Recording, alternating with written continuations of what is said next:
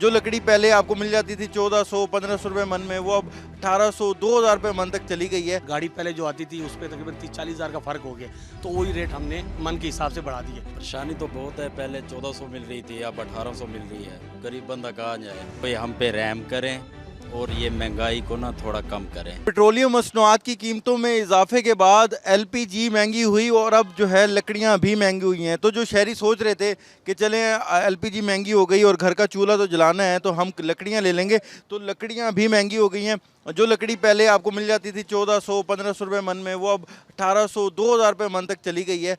वो भी काफ़ी ज़्यादा यहाँ पर जो है महंगी हो गई है। हमारे साथ खरीदार भी हैं, लकड़ी लेने आए हैं। क्या कहेंगे, क्या रेट मिल रहा है और कितनी परेशानी है?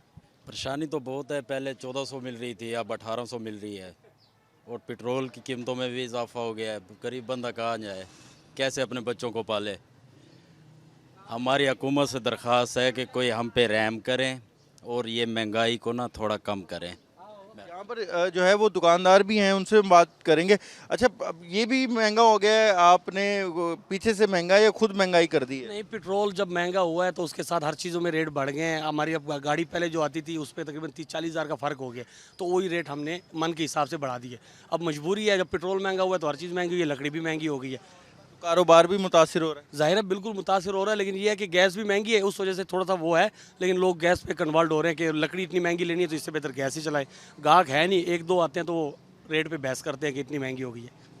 यहाँ पर चाहे दुकानदार हों चाहे खरीदार हों, दोनों ही परेशान हैं। उनका कहना है कि लकड़ी की जो कीमत है वो पेट्रोलियम मसनूआत की कीमतें बढ़ने से वो महंगी हो गई है, जिसकी वजह से जो खरीदार हैं उनका कहना है कि घर का चूल्हा जलाना भी काफ़ी ज़्यादा मुश्किल हो गया है।